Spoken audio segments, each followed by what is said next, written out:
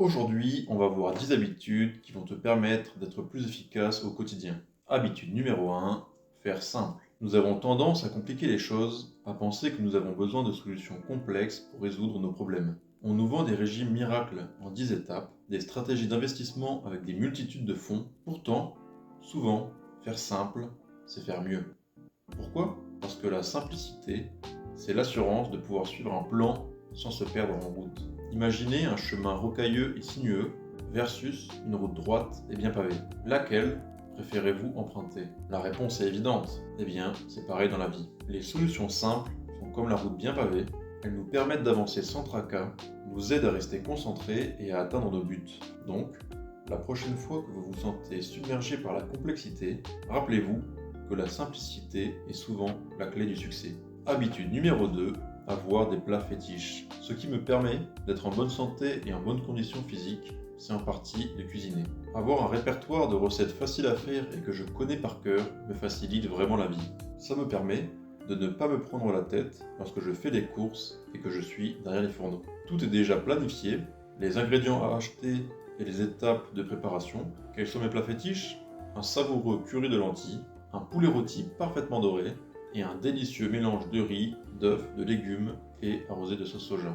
Des plats réconfortants qui ne demandent pas beaucoup d'efforts, délicieux et nutritifs. En plus de l'aspect pratique, cuisiner mes plats fétiches est un plaisir. C'est une activité qui me permet de me détendre, de me régaler. Alors, pourquoi ne pas créer votre propre liste de plats incontournables? Commencez par des plats simples et progressivement élargissez votre palette. Non seulement vous prendrez soin de votre santé, mais vous découvrirez aussi le plaisir de cuisiner et de partager des bons plats maison. Habitude numéro 3, le mode avion. Quand tu dois te concentrer sur quelque chose, active le mode avion et prévois à l'avance les moments auxquels tu vas regarder les messages et répondre aux mails. Ça te permet de ne pas être distrait. Le fait de prévoir à l'avance les moments où tu vas lire tes mails te permet de ne pas t'éparpiller. Ça m'est arrivé tellement souvent de faire quelque chose, de regarder mes mails, je m'aperçois que j'ai reçu un mail que j'attendais, alors j'arrête complètement ce que j'étais en train de faire et je commence à m'occuper d'autre chose, ce qui est très improductif. Habitude numéro 4, savoir perdre. C'est évident, on préfère tous la victoire que la défaite. Perdre peut avoir un goût amer, surtout de nos jours où il est difficile de perdre. Le bac est presque donné. Lors des compétitions sportives, presque tout le monde repart avec une médaille, ce qui fait qu'on n'est plus habitué à la défaite et que parfois on a du mal à l'accepter. Si tu as perdu, c'est que tu as joué, c'est que tu t'es entraîné et que tu as tout donné. Ce n'est pas parce que tu n'as pas obtenu la victoire que tu as tout perdu. Tu as gagné de l'expérience, et c'est aussi par les échecs successifs que l'homme a créé de grandes choses. Bref, peu importe le domaine, que ce soit dans le sport ou au travail, chaque compétition nous pousse à nous dépasser. C'est comme ça qu'on devient la meilleure version de nous-mêmes. Mais soyons réalistes, on ne peut pas toujours être sur la première marche du podium. Parfois on gagne, et souvent on apprend. Parce que oui, on va perdre plus souvent qu'on ne le voudrait. Et alors, c'est pas grave. Être un bon perdant, c'est savoir tirer son chapeau au gagnant, et surtout, c'est apprendre de ses erreurs. Le succès ne consiste pas à ne jamais faire d'erreur, mais à ne pas faire la même erreur 2 fois. C'est comme ça qu'on transforme les petits coups durs en tremplin pour l'avenir. La prochaine fois que ça ne tourne pas en votre faveur, prenez-le avec le sourire.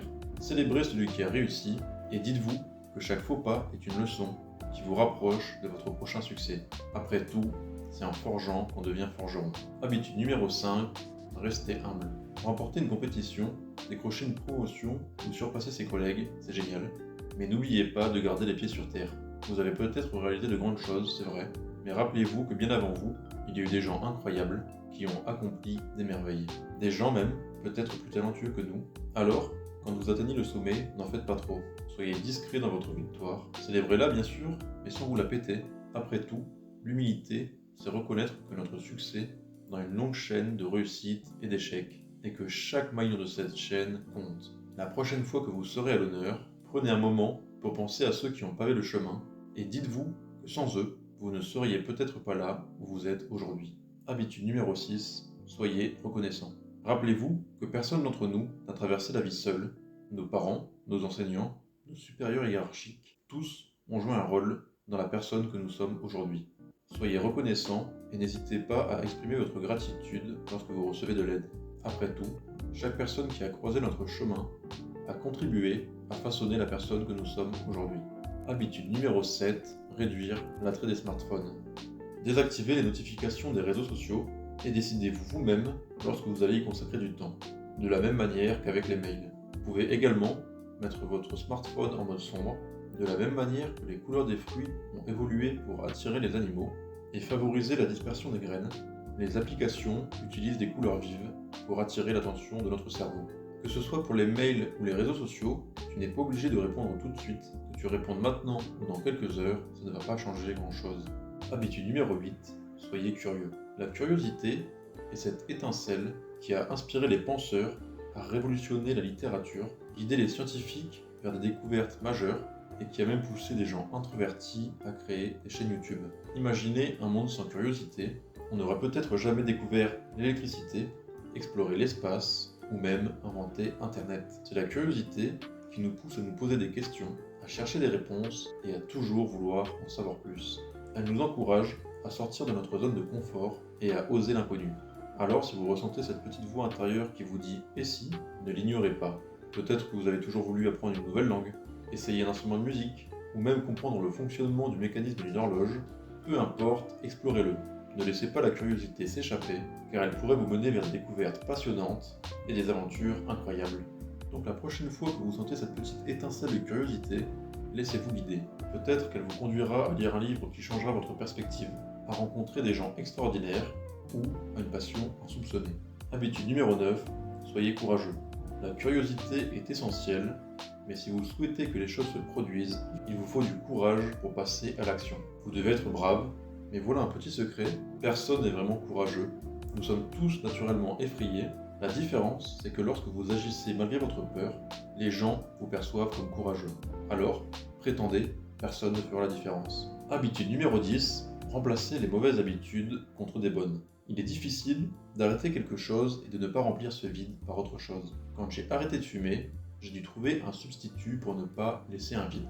J'ai choisi le thé, c'est pas juste pour tante Gertrude, ça m'a aidé à me détendre et à créer un rituel pour remplacer celui de la cigarette. Et puisque fumer c'est un vrai gaspillage de temps, j'ai décidé de me bouger un peu plus, direction la salle de sport, et vous savez quoi, ça fait un bien fou.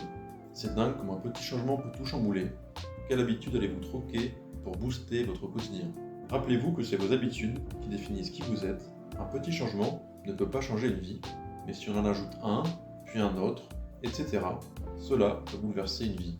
N'oubliez pas de vous abonner pour plus de vidéos sur les habitudes et l'investissement. Si vous avez aimé la vidéo, n'hésitez pas à me le faire savoir en commentaire. Merci d'avoir regardé la vidéo et à bientôt pour la prochaine. Ciao ciao.